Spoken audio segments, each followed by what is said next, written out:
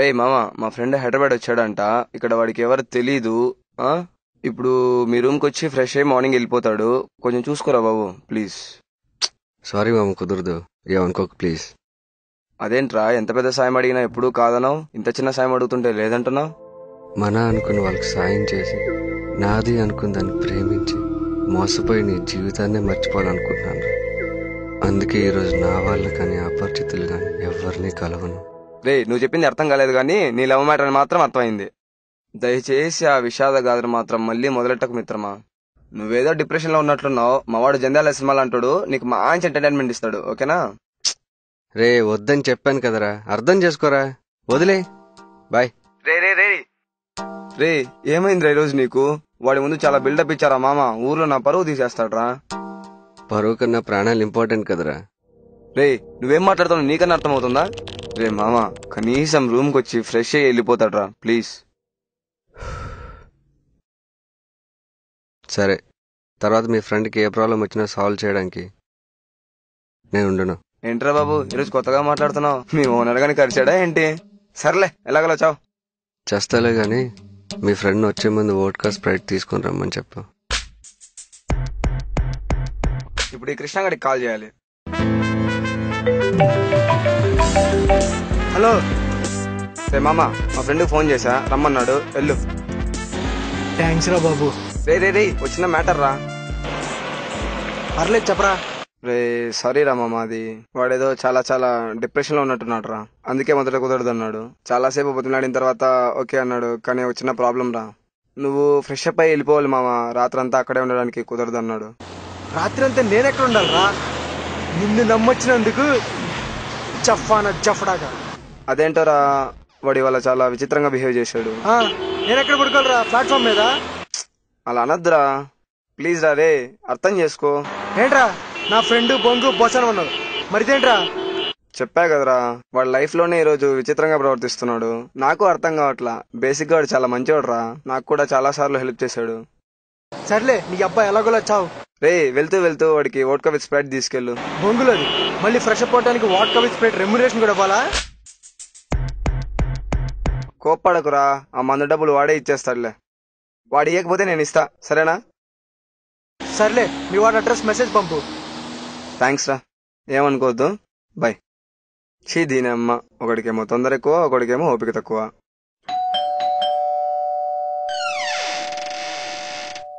కృష్ణ అంటే నువ్వేనా? అవునండి, రమేష్ ఫ్రెండ్ ని.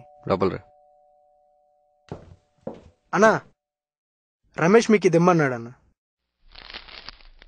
బాత్రూమ్ అక్కడ ఉంది. ఓకే అన్న.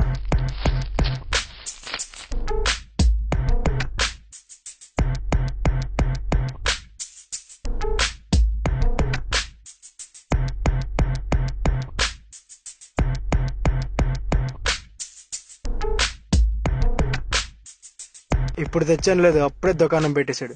పచ్చి తాగుబోతులా ఉన్నాడు. అన్నా, నేను ఇంకెళ్ళొస్తాను. మరి రాత్రి ఎక్కడుందాం అనుకుంటున్నావు తమ్ముడు? ఇక్కడే ఉందాం అనుకున్నా. ఆడో పెద్ద యదవని తెలియక, కానీ నువ్వు వాడికన్నా పెద్ద యదవని తెలిసింది. అంటే అన్నా, హైదరాబాద్ ఏమో కొత్త, రేపు ఒకరిని కలవాలి. అడ్రస్ అయితే ఉంది, రేపొద్దున వెళ్ళాలి. అంటే మీకు ఇబ్బంది అని తెలిసి రమేష్ అన్నాడు. అందుకే ఏదన్నా హోటల్ రూమ్ లో పడుకుని పొద్దున్నే వెళ్ళిపోతాను. అవునా? సరే. అలాగేనా? నీకు అసలు జాలి దయ కరుణ లేదే? ఉండమని చెప్పొచ్చు కదా. అసలు నువ్వు మనిషివా మానసిక రోగివా? నన్ను చూస్తుంటే విలన్లా కనబడుతున్నావు కదా. అబ్బే అలా ఏం లేదండి. అయినా అలా ఎందుకు అనుకుంటారు మీరు? కానీ నాకు నేను విలన్లానే కనబడుతున్నాను. నా ఫ్రెండ్కి ఫ్రెండ్ అంటే నాకు ఫ్రెండ్ లాగే. అలాంటి నా ఫ్రెండ్కి ఒక్క రాత్రి చోటు వెళ్ళిపోతున్నందుకు నిజంగా నాకు నేను విలన్లానే కనబడుతున్నాను. పర్లేదండి, నేను అలా ఏమనుకోను. మనసులో ఉన్నవన్నీ బయటికి చెప్తే అందరూ రామ్ గోపాల్ వారు అంత గొప్ప వాళ్ళు అయిపోతారు తమ్ముడు. సర్లే, కనీసం 2 పెగ్లేసాను వెళ్ళు. పర్లేదన్నా, నాకు అలవాట్లేదు. అలవాట్లేదా? చూడు తమ్ముడు, తల్లిపాలు తాకుండా పెరగని మనుషులుంటారేమో కానీ మందు బాటిల్ టేస్ట్ చేయని మగాడే ఉండడు. శారీరక బాధ కలిగినప్పుడు డాక్టర్ దగ్గరికి, మానసిక బాధ కలిగినప్పుడు మందు షాప్కి వెళ్ళక తప్పదు. బాధ తగ్గాలంటే మందు పడాలంతే. రా, మొహమాట పడుకో. పర్లేదన్నా, నేను ఇంక వెళ్తాను. చూడు తమ్ముడు, నా జీవితంలో చివరి క్షణాలు నీతో గడపాలని రాసి పెట్టుందేమో, అందుకే ఇలా కలిసాం. రా. ఏంటన్నా చివరి క్షణాలేంటి? అసలు ప్రాబ్లం ఏంటి? నాతో మందు కొట్టడానికే మొహమాట పడేవాడితో మనసులో మాటలు చెప్పుకోవచ్చు అంటావా?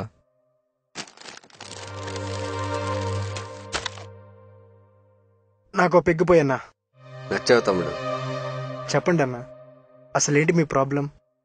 ప్రాబ్లం తమ్ముడు, ప్రాబ్లం. అప్పు ఇచ్చిన వాడితో అయితే అడిగినప్పుడే ప్రాబ్లం, గొడవ పడిన వాడితో అయితే ఎదురైనప్పుడే ప్రాబ్లం, 1వ తారీఖు వస్తే ఓనర్తో ప్రాబ్లం, కానీ మనసిచ్చి మోసపోయిన వాడికి మరణమే మార్గం. ఏంటి, లవ్ ప్రాబ్లమా? లవ్ అంటేనే ప్రాబ్లం తమ్ముడు. నువ్వు లేకుండా బతకలేనంది, నువ్వు లేకపోతే చచ్చిపోతానంది ప్రేమించినప్పుడు. నీతో కలిసి ఎలా బతకాలంది, నాకు కాబోయే వాడికి ₹1,00,000 జీతం కావాలంది పెళ్లి చేసుకోమన్నప్పుడు. దానికి ఏది కావాలంటే అది కొనిపెట్టా, ఎక్కడికి కావాలంటే అక్కడ తిప్పా. నీతో కలిసి 100 ఏళ్ళు కాదు, ఒక్కరోజు బతికినా చాలంది రోజంతా తిప్పినప్పుడు. కానీ ఇప్పుడు నీకు వచ్చే శాలరీకి ఒక్కరోజు కూడా నీతో కలిసి బతకలేనంటుంది. అందుకే చాలా కోపం వచ్చింది తమ్ముడు, దాని చేతిలో మోసపోయినందుకు. దాన్ని ఏదో ఒకటి చెయ్యాలనిపించింది, అది నన్ను మోసం చేసినందుకు. దాన్ని ఇంకా ప్రేమించడమే గానీ బాధించలేనని అర్థమైంది. అంతేకాదు, దాని జ్ఞాపకాలు మర్చిపోలేక, అది వేరే వాడితో ఉంటే చూసి తట్టుకోలేక, దాని వదిలి దూరంగా వెళ్ళి బతకలేక చచ్చిపోదాం అనుకున్నా తమ్ముడు.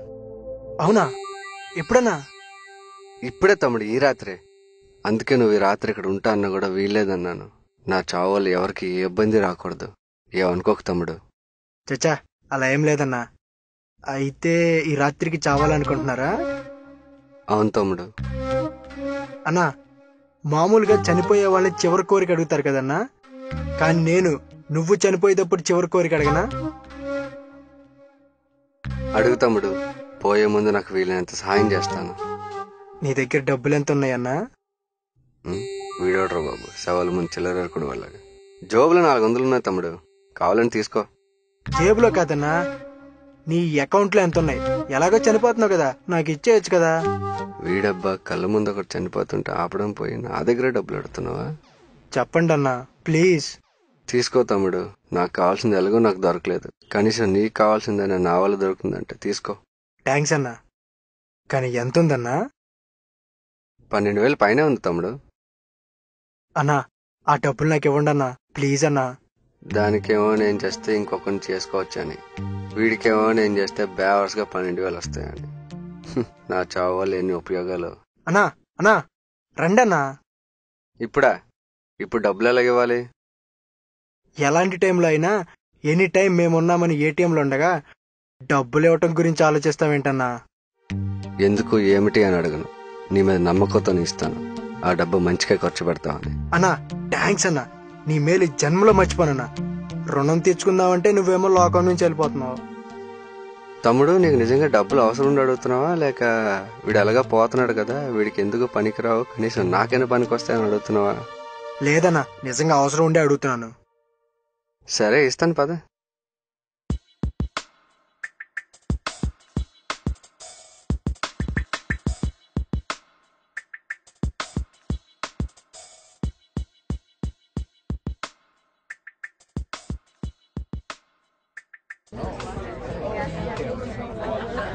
ఈ పర్సులో 15,000 ఉన్నాయి.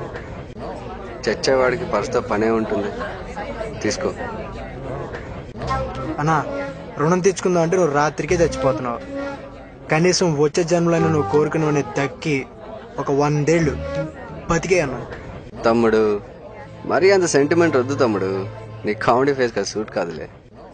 చాలా, ఇంకా నా వల్ల కావాల్సిన సహాయం ఇంకేమైనా ఉందా? కోరుకో, ఈ రాత్రి అంతా నేను నీకే. అన్నా, ఇంకొకటి ఉంది. అది అడ్రస్ ఎక్కడో తెలుసా అన్నా? తెలుసు. నన్ను తీసుకెళ్తారా? తమ్ముడు, ఇది మ్యాచ్ ఫిక్సింగ్. ఏదో నా లైఫ్లో మీట్ అయిన లాస్ట్ పర్సన్ అని, ఏదో హెల్ప్ అడిగామని చేద్దాం అనుకుంటే అక్కడికి తీసుకెళ్ళి ఇక్కడికి తీసుకెళ్ళని నా సూసైడ్ ప్రోగ్రామ్ క్యాన్సిల్ చేసేలా ఉన్నావే. అసలు నేను నీకు డబ్బులు ఇచ్చేదే నేను చేస్తున్నానని. ఆ విషయం మర్చిపోయావా? అన్నా, ఇంకా టైం 10 అన్నా. నాకు అడ్రస్ చూపించి ఎలాగో వచ్చావు, అదే చనిపో. పొద్దున్నే జేబులో డబ్బులు పెట్టుకుని అడ్రస్ కోసం ఎక్కడ తిరగాలన్నా? సరే పద. నారాయణ కూడా ఇదే తమ్ముడు, కానీ ఇంటి నెంబర్ నువ్వు చూపించిన అడ్రస్లో లేదు. అక్కడ ఎవరు ఉన్నారో వెళ్ళి వాళ్ళని అడుగు. బాబాయ్, శ్మశానం దగ్గర చలపతిరావు గారి ఇల్లు అంటే ఎక్కడ? స్ట్రైట్ వెళ్తే శ్మశానం. ఆ శ్మశానం పక్కన గుడారాలను వాళ్ళ ఇల్లు. ఓహో, థ్యాంక్స్ బాబాయ్. బాబాయ్, ఆయన ఈ టైంలో బ్రష్ చేస్తున్నావేంటి? బ్రష్ చేయకుండా పోతే నా పిల్లని తాగినా తెలిసిపోతుందన్నా. పిన్ని బాగా కంట్రోల్లో పెట్టినట్టుంది. జర్కిన్ వేస్తే కానీ చలి తగ్గదన్నా. ఈ లోపల ఎక్కడో ఇల్లు అన్నారు. చలపతి అంకుల్. ఎవరు?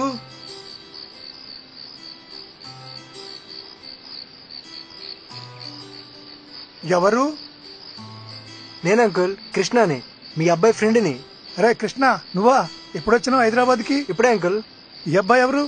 ఇతను మా ఫ్రెండ్ అర్జున్. నమస్తే అంకుల్. రారా లోపలికి. రండి బాబు లోనికి. పదన్నా. అలా కూర్చోండి, అలా కూర్చోండి.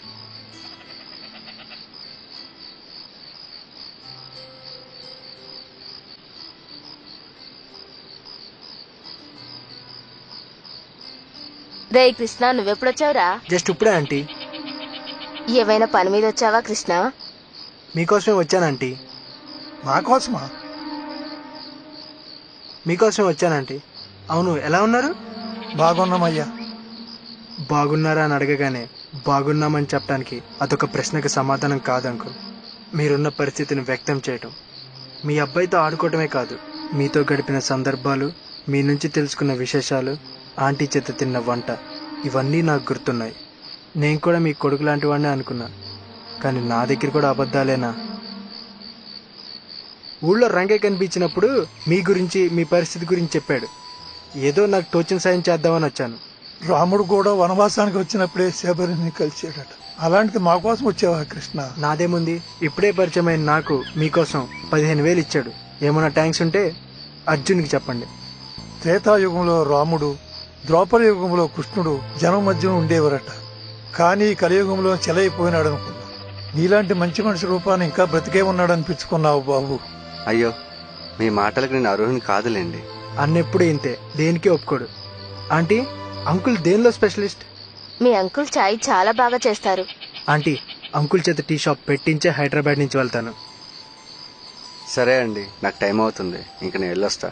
అదేంటి బాబు, సాయం చేసిన వాడికి అన్నం పెట్టే భాగ్యం కూడా లేదా? అంకుల్, అన్నప్పుడే తాగి తినేసి వచ్చాడు. నేను జస్ట్ డ్రాప్ చేసి వచ్చేస్తాను. పదన్నా. అన్నా, బ్యాగ్ బైక్ మీద ఉంది కదా. అంకుల్, నా బ్యాగ్ తీసుకోండి, నేను అన్నకి సెండ్ ఆఫ్ ఇచ్చి వచ్చేస్తా.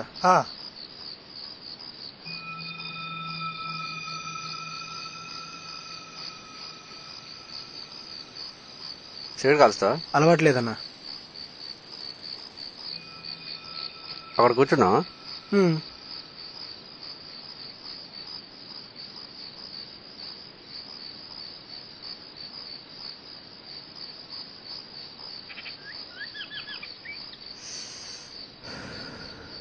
ఏంటి తమ్ముడు, ఎవరు వాళ్ళు? నీ ఫ్రెండ్ పేరెంట్సా? ఎక్కడ కూర్చొని ఎవరి గురించి అడుగుతున్నావు అన్నా?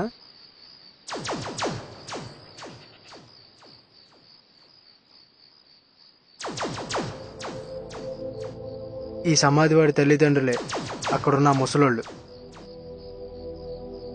పర్లేదన్నా, కూర్చో. ఆ అబ్బాయి ఎలా చనిపోయాడు? ఎలాగో కాదన్నా, కావాలనే చచ్చాడు. కారణం ప్రేమ. ప్రేమించాడు, గాఢంగా ప్రేమించాడు. ఆ అమ్మాయి కూడా ప్రేమించింది. ఆ అమ్మాయి కొన్నాళ్ల వరకు వాళ్ళ తల్లిదండ్రులు తెలియకుండా వీడిని ప్రేమించిన అమ్మాయి ఎప్పుడైతే వాళ్ళ తల్లిదండ్రులు ఒక మంచి సంబంధం తెచ్చారో అప్పుడు వీడికి తెలియకుండా వాళ్ళ తల్లిదండ్రులను ప్రేమించడం మొదలుపెట్టింది.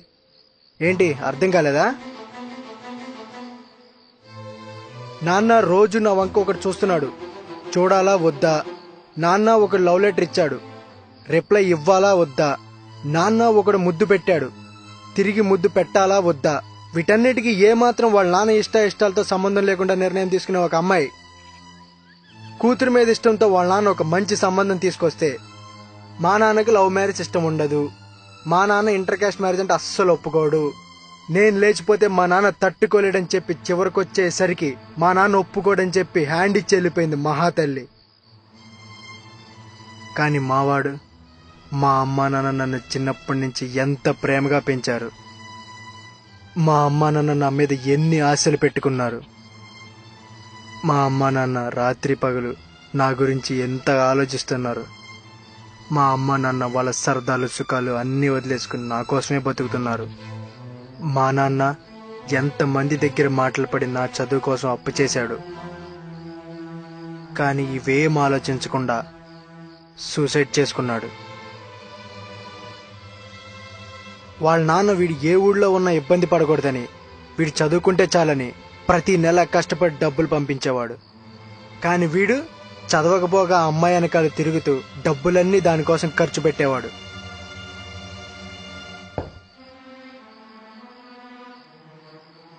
సూసైడ్ చేసుకుని క్షమించడానికి తప్పు చేశాడు.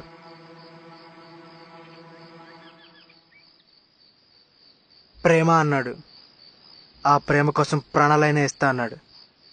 కానీ ఆ ప్రేమకే బలయ్యాడు. కానీ చివరికి బలైంది ఆ ప్రేమ, దాంతోపాటు నమ్మకం. వాడి పేరెంట్స్ వాడి మీద చూపించిన ప్రేమ, పెట్టుకున్న నమ్మకం. నిజంగా ఇదంతా ప్రేమేనా? లేకపోతే నేను కోరుకున్నది దక్కలేదని ఆవేదన?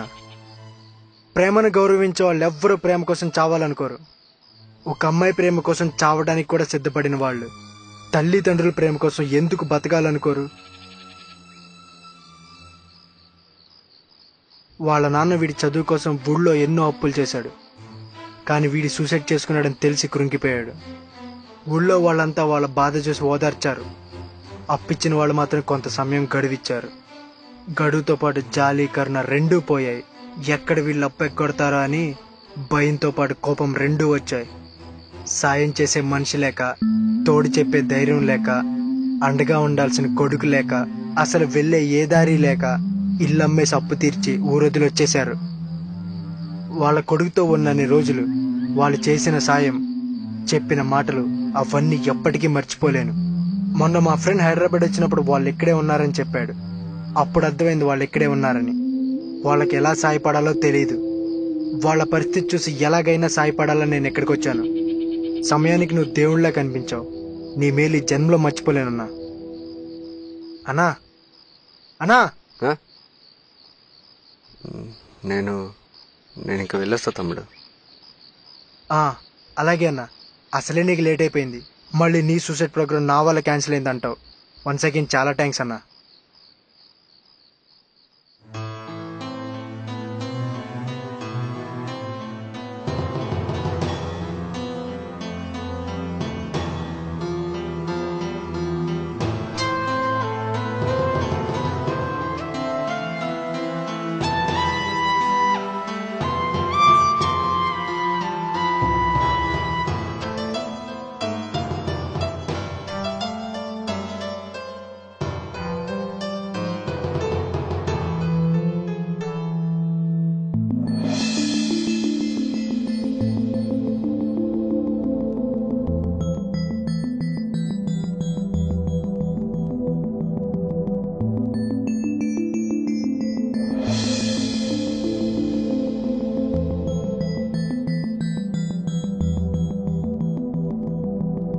అమ్మాయి ప్రేమ కోసం చావడానికి కూడా సిద్ధపడిన వాళ్ళు తల్లిదండ్రుల ప్రేమ కోసం ఎందుకు బతకాలనుకోరు?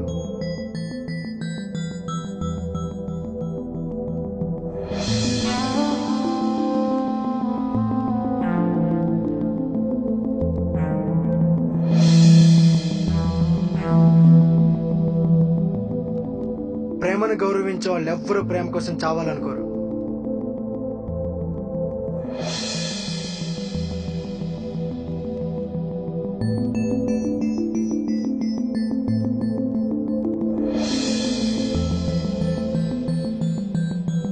నిజంగా ఇదంతా ప్రేమేనా? లేకపోతే నేను కోరుకున్నది దక్కలేదని ఆవేదన?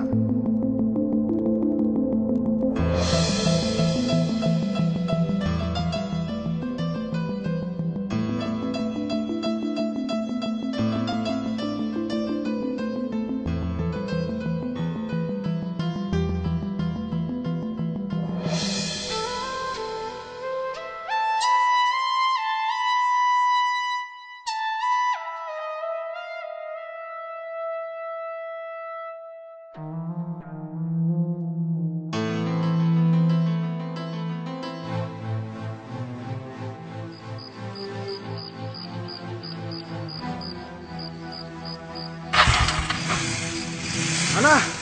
అన్నా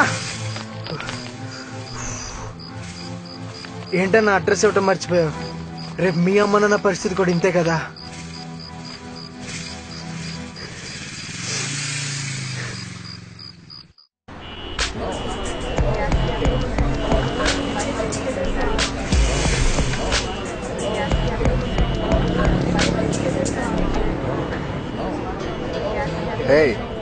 ఏంటి టీ షాప్ పెట్టేస్తా అని చెప్పి నువ్వే పెట్టుకున్నావా?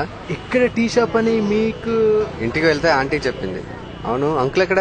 పూజ సామాన్లు తేవడానికి బయటికి వెళ్ళాడనా? అవును, మీ సూసైడ్ ప్రోగ్రామ్ పోస్ట్ పోండా? ఇంతకు ముందు లవర్ కోసం చావాలనుకున్నాను, ఇప్పుడు పేరెంట్స్ కోసం బతకాలనుకుంటున్నాను. డబ్బులు తిరిగి అడగాలనుకోవట్లేదు కదా?